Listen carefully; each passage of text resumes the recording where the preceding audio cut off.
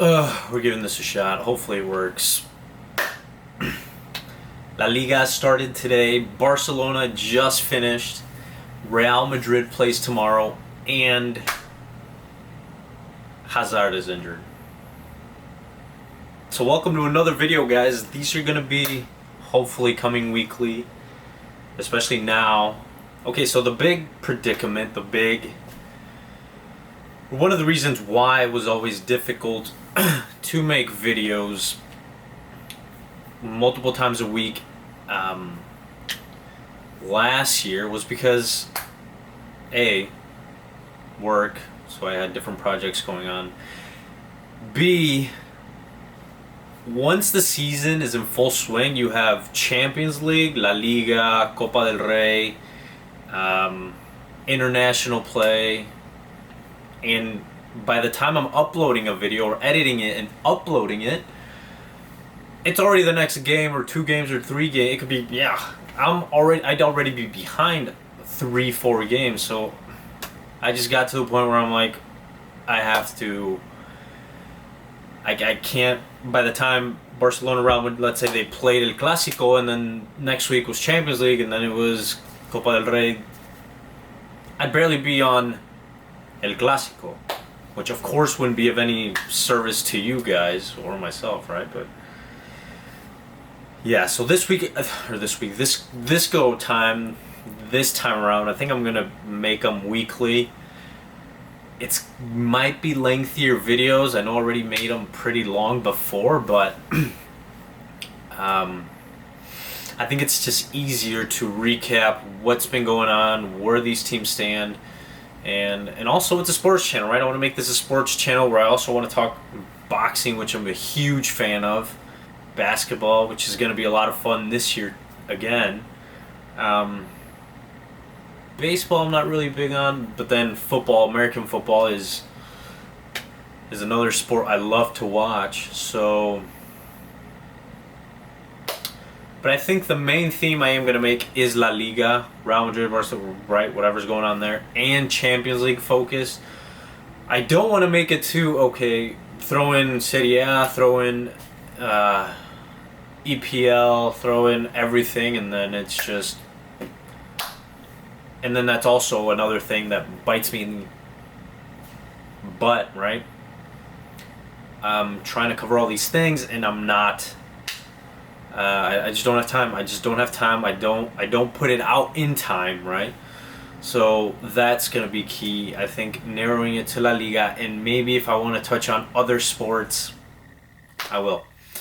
But we'll get that figured out once we start rolling with more videos, once the other sports start picking up. Today, Barcelona at San Mamés. Memes. See, I'm so... Internet's got me... I think it's Mamés. Messi-less. I saw somebody on Twitter say Messi pendencia, which meaning that Barcelona's solely dependent on Messi, which, if that was the case, 3-0 wouldn't have happened 2 years in a row against Roma 2 years ago and last year against Liverpool. But anyway, not here to bash. You can't really dissect too much or think too much of game one. Especially, I will give them this. I think they were just in the States about a week ago or so. So between travel, Luis Suarez going down in the first half, Griezmann's first game, De Jong's first game with the team. I don't think... Well, hey, you can't panic, right? I know a lot of... It's football and the fans are fans and you want your team to win all the time, but you can't panic game one with all these new pieces, all these things just settling in. It's just absurd to say, okay, time to panic, or they're going to be bad, or they need Messi.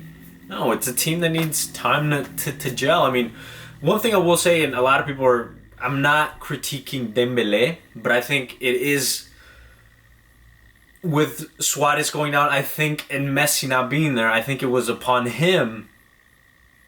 He should have taken it upon himself to lead the team, and he fell short. I don't think he performed.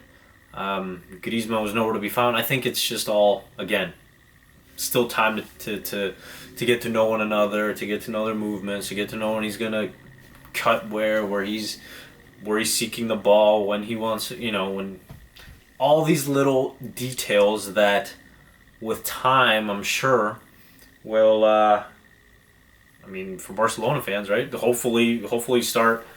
I'm sure sooner than later, right? They demand so much of their team.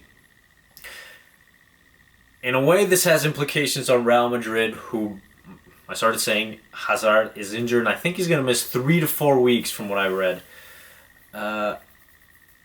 In the last couple of seasons, Real Madrid seem to be close in the beginning with Barcelona, obviously in the league standings. And then mid-season happens, and then that's where Barcelona just takes over, and Real Madrid just start losing points. So what Real Madrid needs to do with, of course, having Hazard out is going to be huge and key. And let's see if the likes of Bale or James or whoever Zidane puts there can take over and really get this thing going, right? Because like I said, it's usually middle of the season, a lot of football's being played, you have 3-4 competitions, and right now 3 points is 3 points, right? Like, it may not seem like a lot, but you have to win. Obviously, everybody knows this. They want to win their first game. They want to win all the time. But if you know, when December, January, February, March come around, there's going to be injuries to any team, right? So you're going to have injuries. You're going to have maybe people resting. You're going to have... And that's where, in years past, that's when Barcelona has been able to widen that gap. So Real Madrid, of course, it may sound crazy, but 3 points is 3 points. And if it's the first game of the season, I don't think you want to fall back to a Barcelona team that, especially when it comes to La Liga, has just been downright consistent, right? Get the points. I think... I don't want to say it's a must-win because, it's the first game. It's not a must-win. But in the grand scheme of things, it might be a must-win, especially my prediction that I had Atletico winning La Liga this year. I think it's gonna be one of the closest races in recent memory, really. So how does that relate to Barcelona? Of course, it's battling for top 3, top 4, right? Especially if it has Champions League implications for next year and whatever. But yeah, Real Madrid in a weird must-win game, if you can call it that. It's absurd. But I'd have to go back and check what was the difference the past couple of years. And like I said, every point counts. So can they do it without Hazard? Now moving on to that situation. I think Zidane is going to have to rely on Bale a little bit here. Yeah, I know Vinicius is there and Benzema is still there, but I think at some point, without Asensio, Hazard's going to be out around a month.